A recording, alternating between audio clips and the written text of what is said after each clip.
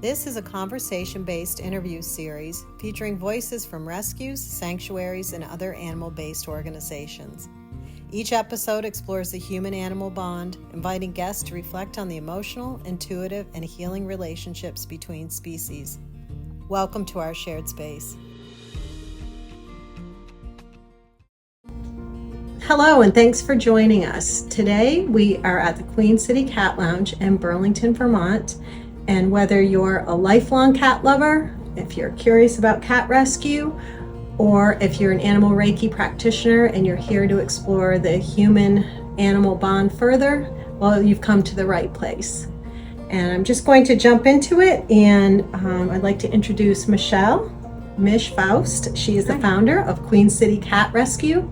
She's the co-owner of Queen City Cat Lounge, where we are today, and she's also a certified behavior feline specialist. So, hello. Hi. Thanks for having me, and thank you for the time. So, for viewers who are watching this, we're filming this over a few different periods, so we can take advantage of the downtime of the Cat Lounge. So, certainly appreciate your time. Yeah, of course.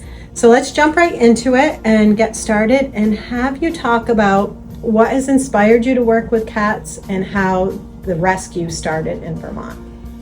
So I just loved cats all my life. As a little girl, toddler, whatever even. I was just always enamored with them for some reason. We grew up with dogs because I'm actually allergic to cats. So maybe that is what wanted me to learn more about them and be around them more, is, you know, those things you can't have. Sure.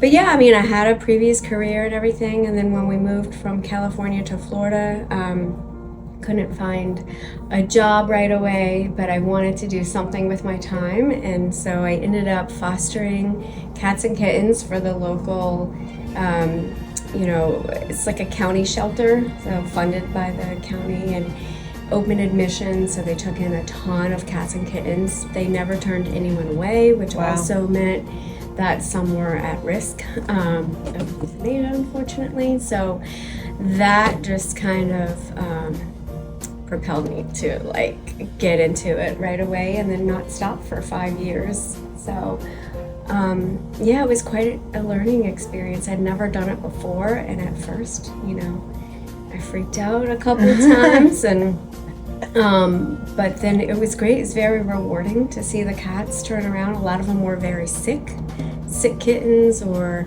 scared, fearful cats, and I just slowly figured out how to work with them and get them healthy, and and I probably fostered, I don't know, a couple hundred in the few years over there. But it led me to open my own rescue once we moved from Florida to Vermont too.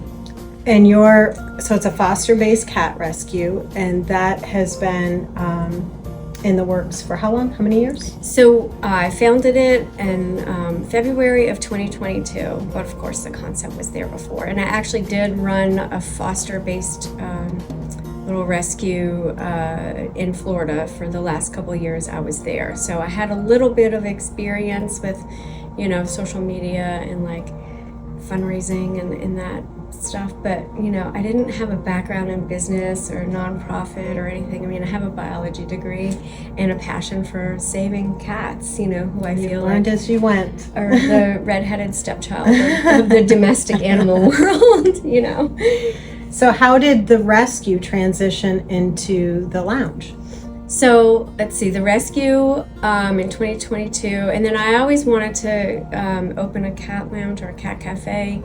I just loved the concept, and I would visit them everywhere I went around the country, just for fun.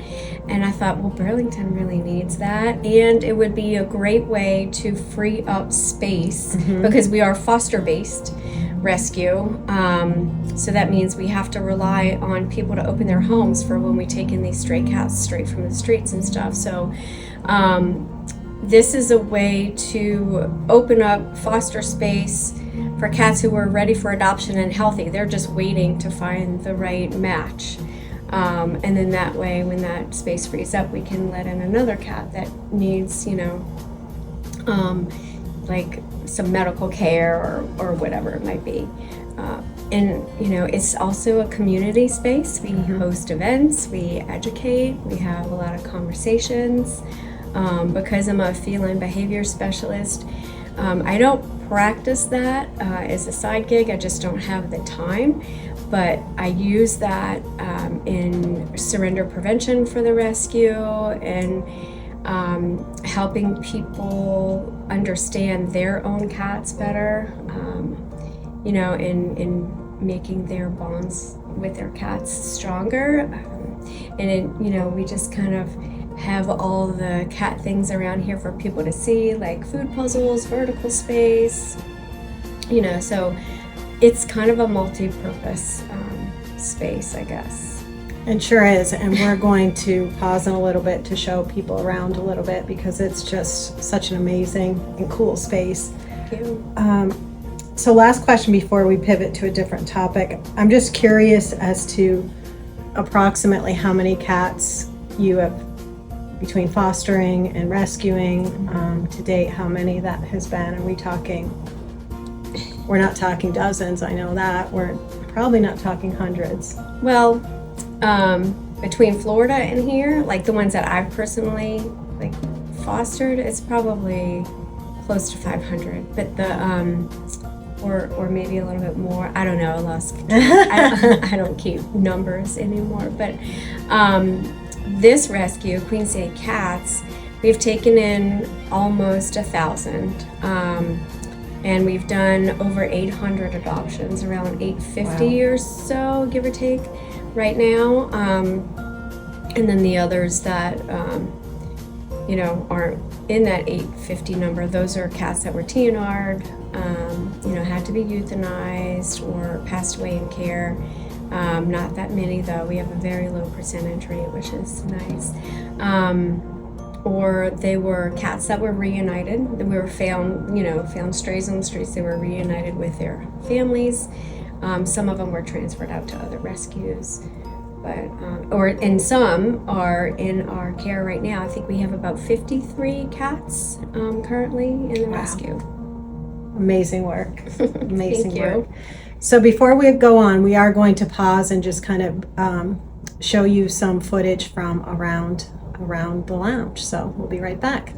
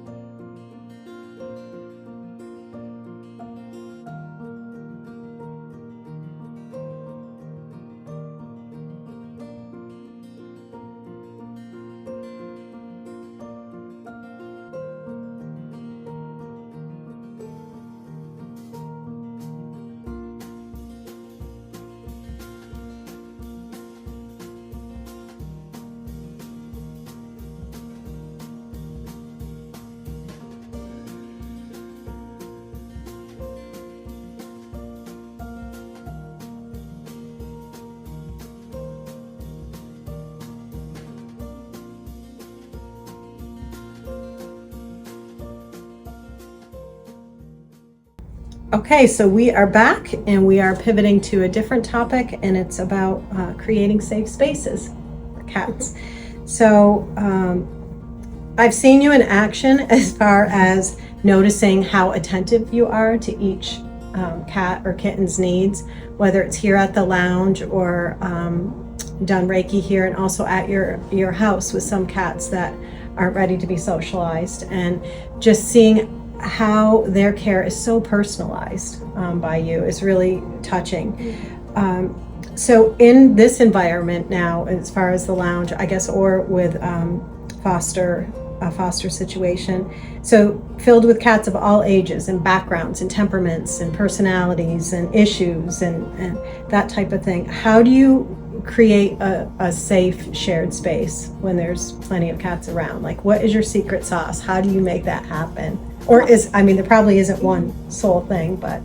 Well, again, I did learn a lot when I was getting certified or whatever about body language and enrichment and things like that. And then, of course, in rescue, we see all kinds of situations. I mean, I've been into, boarding homes and stuff, and I've heard of cats who have gone through a very traumatic experience and things like that. So, I mean, as a species, obviously cats have a lot in common, but they're all individuals, just like humans are. They all have different pasts, different personalities, different needs, so try to take in as much information that we know about them. Sometimes it's nothing. Sometimes we find a cat on the street, we don't know how old they are, like what their previous situation was or whatever, and we just kind of have to evaluate them. Like we assess their demeanor when they first come into foster care and stuff, and some cats turn around within 24 hours and some take months to really relax and trust humans again, and if they ever did. So yeah, we just kind of or I just kind of let them have their safe space. We provide a hiding place. We provide, nutritious food and meals and routine. Getting them into a routine right away is one thing that all cats really need. They're like clockwork, they expect the same thing to happen every day, and that makes them feel safe, they like to know what's coming. Cats do not like surprises, so try to keep them in a calm, quiet environment, especially the ones who are more fearful, and provide enrichment, maybe catnip, different calming things, different Reiki. scents, and yes, of course, Reiki. Yes. She helps a lot with all these kitties, which is amazing. Okay, so here is another question that you and I have talked a lot about, and you just kind of touched on it, and it's the method or the approach of letting animals lead, letting the cat lead, and how they're free to guide. That's a method that I use to guide the interaction and connect in their own way if they even want to. Some cats don't want to. So, how important do you feel that is, especially in a lounge environment, right? Where there's sometimes children trying to initiate that contact. So how do you see it? How I feel like important it's extremely important, and it's everything to the cat. Like, they're, like I said, they're individuals. They're all gonna come around on their own time. Some of them take 24 hours, some of them take months.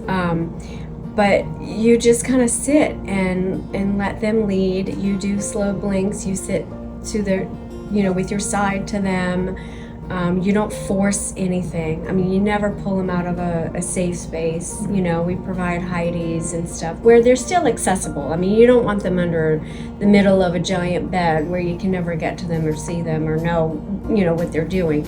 But you still want to allow them to have a space that they feel safe in.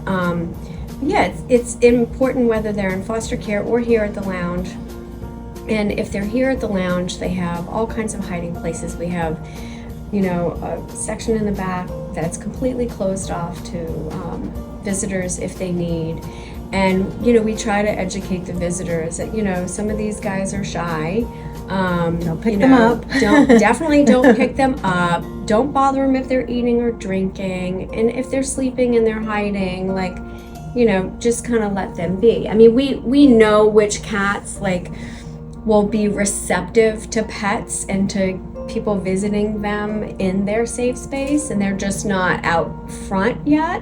But if we know a cat just really doesn't want any interaction, they're off limits, they may come around at some point here, and they do, and those cats still get adopted. People see something special in those cats. They see the potential. They all have potential, no matter what, whether they're going to be a spirit cat or a barn cat, or, you know, a companion that will sleep with you every night, you know.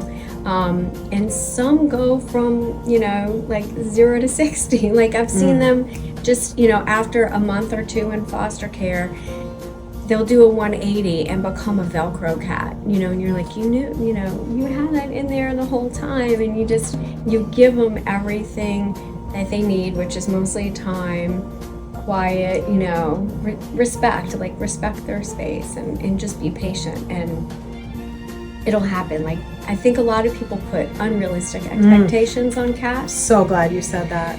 Any animal. Yeah, and that's why, you know, when I say we do surrender prevention, I try to tell potential adopters everything about the cats, you know, that they're interested in.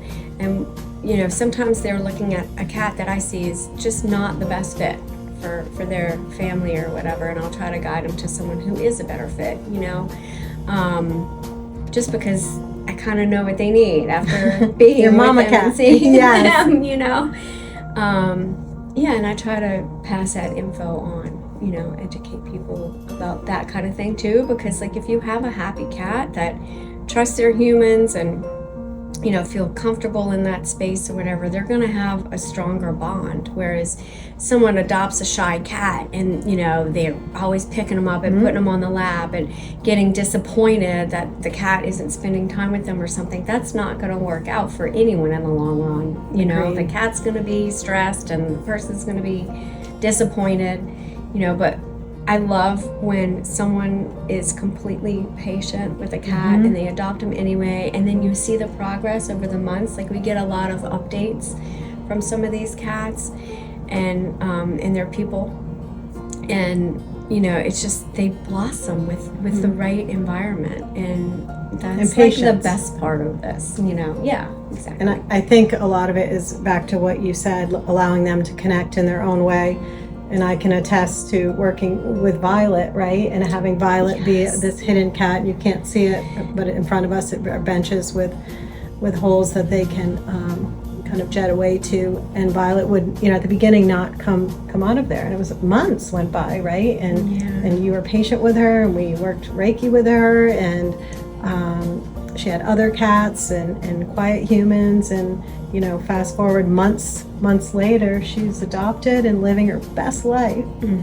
Best life. And just got the update that she's rubbing on her mom's and legs. On her mom's leg. I mean, yeah, there's nothing better than that. It's huge. She wasn't success. even doing that here. Yeah. You know, patience, right? Yeah. So I think one of the last questions, and this I think will be of interest to a lot of our practitioners that are viewing this, is we talk a lot about seeing animals with Reiki eyes, and it's simply, you know, a mindfulness concept where we're looking past the animal's physical ailments, and you know, I've talked about this a lot, their behavioral struggles or certain issues or conditions that they have, to perceive the animal as a whole and as their true spirit and their true essence, and kind of pivoting from fixing to being compassionately connected and deeply listening to the animal. So, you know, you've seen thousands of cats, you've rescued, you know, hundreds, probably thousands. How do you continue to look at a cat, especially with one with a physical ailment or a known illness, and see their wholeness? And I always seem to focus on that, and it's got to be hard. But how do you have a routine or a ritual, like, or is it just it's a constant struggle? Well, I mean, no, I think the more I learn about, you know, their spirit and their energy and how wise they are, you know, and just like I said, their individual selves, or you know, they're just all so different. You know, I just let them lead, like we talked about a little bit in the last question. I see them that way. I don't know. I think that's just natural for me now. Maybe not in the beginning. Maybe that's how I get through all the, you know, the ailments they have and the vet bills and you know, the vet visits and all that stuff. I just want them to come out on the other side feeling understood and whole and seen. So I try to give that to them, like right away, you know. And sometimes it's hard. Sometimes, you know, I try to catch myself like, oh, this cat doesn't like me. But then it's like, that's just ego getting Oh my in gosh, the it's way, funny you say you know that. what I mean? We always say that in Reiki, like Yeah. to take the ego out of it. Yeah, so I mean, I'm much better about doing that now that I understand them more and I have seen hundreds and thousands of cats or whatever. They're not just, you know, their, you know, bad leg or their, Right. you know, past trauma, you know, the abuse that they experienced or whatever. It's just, I find it fascinating just to see different cats. You know, like if you take them out, if they're not doing well, like with one foster or whatever, we're trying everything. We're like, they're on gabapentin for, you know, anxiety or maybe some kind of hidden pain. We look at their body language, see if they are in pain, that kind of thing. But sometimes it's just environment. Like we've moved a cat from one foster to another, and then they're like a whole new being, you know. So a lot of it is trial and error. Like, you know, we know that cat has potential, and if we don't know right away what they need, we try to figure that out. Yeah. You know, it's either like have our animal communicator get some more information from them, Yeah, you sure. know, and we adjust based on that. But Plenty of tools in the toolbox, yeah, right? Just yeah, dipping in. yeah. So that leads me to my last question. Like how, you know, how do you stay grounded and avoid burnout? Like what does that look like for you? Because compassion fatigue is a real thing. Like, you know, you've had a lot of time at this. So what's the way that you continually pour your energy into cats? Like how do you, what's your plan to replenish? Yeah, just, you know, being outside in nature. You know, I like to take walks, ride my bike, read, you know, just lay in the hammock in the backyard and like just kind of leave my phone away, you know, inside or whatever, or turn it off. Do not disturb is my friend. Just, you know, trying to do things that don't involve cats. I mean, as much as I love cats, like sometimes I just need to completely go away. Like vacation is really nice for that reason. Don't get a lot of those, but yeah, I mean, I, you know, try to do a massage every now and then, or do a meditation course. I should do that more often.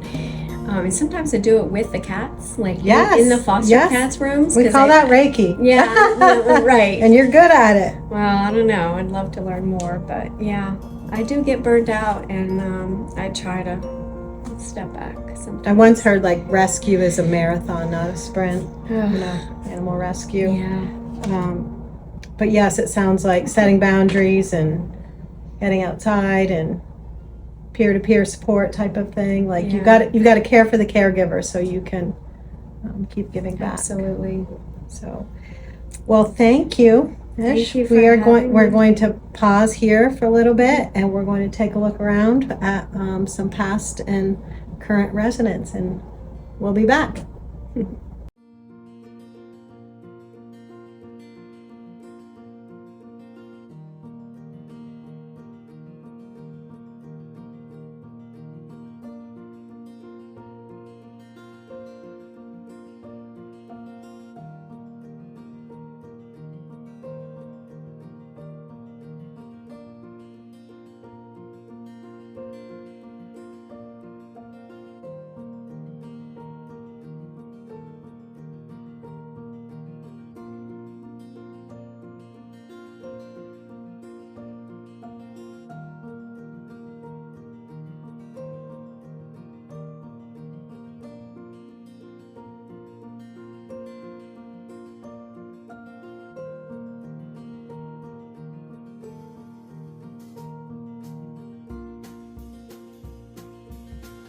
Okay, we are back and ready to step into a really fun activity. Are you ready? Yeah, I think so. Okay, this is called rapid fire round, and I want you just to answer with the first thing that comes to mind, okay? Okay. Okay. Kittens or seniors? Seniors. Of course. Favorite cat name ever? Oh gosh. All right, so the group that comes, there was actually a group of food event themed cat names that I came up with because I was probably out of ideas at the time. Okay. So we had crawfish boil, fish fry, Fantastic. bean supper, Yes. and sausage sizzle. I hope those names stayed with them. I think fish fry I at love least it. kept his, yeah. Fantastic. One word to describe orange cats. Quirky. 100%. Superpower cats secretly possess. Oh gosh. I mean, they control us. I don't know. Mind control. Mm-hmm. That's right. Dream celebrity adopter. Ricky Gervais. Huge animal advocate. Yes. Dogs, cats, everything. And he has a cat named Pickles. Or He- Pickle or Pickles? What's my dog's name? Really? I Oh love my him gosh. even more now. Oh my gosh. You didn't know that? I'm surprised you Oh my didn't know. gosh. Yeah. Lap That's cat or hilarious. independent cat? I don't know. A mix. I mean, I think Okay. all cats have potential for both. I don't mind independent cats. I mean, I don't need a Velcro cat. Yeah. You know? Yeah. But I mean, Confident, everybody independent. likes to have a little buddy Little in their love. lap. I feel like a lot of people feel like that's acceptance. In my mind, it's like it's a warm spot for them. Great So don't answer. take it too Great personally, answer. one way or the other. Last one. Treats or toys? Toys. Toys, really? Well, there's so many different types Okay. of toys. You mean, do I like giving or do they like? Both. I mean, my cats would vote treats all day long, Yeah, sure. but there's just That so makes many fun toys out there for them too. I mean, I don't know, I like treats because I taught my cats clicker training and to do high fives for treats Of course and you stuff. did. So that's fun. But I don't know. There's But so many both. fun toys. Both is a good I think answer. that one's a hard one. Yeah. Okay. Great answers. Thanks. Okay, so lastly, we're going to move into our final segment and discuss another meaningful topic on basically like life lessons from animals. So share with us, how have you changed, do you think, as a result, or grown as a result of working with all of these? Oh gosh, good question. Teach you a lot of patience. And just, more understanding. Like, the more I learn about cats, the more I want to know. I just find them really fascinating. I feel like everybody has like this passion, whether it's like brewing beer or they're a musician or whatever. And I'm not a crazy cat lady, I promise. No, you're Like, not. I can separate myself. I can give them up to someone else, but I just think like their biology is cool, their language is cool, the way that they communicate with us. I've talked to Amy Wild, the animal communicator, and she has so much knowledge about cat wisdom, like through communicating with them and stuff. So now I want to learn more about that. I don't know. I just feel like, some people look at a cat and it's like, oh, it's a cat, or, they purr and they meow and they jump up on things and whatever, but there's just so much more to them. And I guess knowing that there's so much more to that animal or that being, there's so much more to everything. So, I look at other animals differently, and people's relationships with their animals I find fascinating. And I find all of that, like sociology and psychology and all of that fascinating too, just because there's so much more than what we see on the surface. With Reiki, like the energy and, You're truly seeing that each cat has the whole being, again, back to the spirit. and an individual at the same time. Yeah. I love that. Yeah. Okay, one more question. Okay. What is one thing cats seem to understand about life that we as humans often forget? Just live day by day, I guess. Like, enjoy each moment. Like, I've been told that cats don't really, they don't look for the future. They don't, like, dwell on their health, things like that. They kind of live in the moment. That's a great lesson for all of us, just to be present and mindful and grateful. Exactly. And get rid of that chatter, right? Yeah, they can teach us a lot if we listen to them. Thank you, Mish. This was Thank you. awesome. And thanks everyone for joining today. We hope that this conversation reminds you that whether it's animal rescue or animal Reiki, again, simply by being fully present, that every act of compassion has the power to really make a difference, just one animal at a time. So thanks so much. Thank you.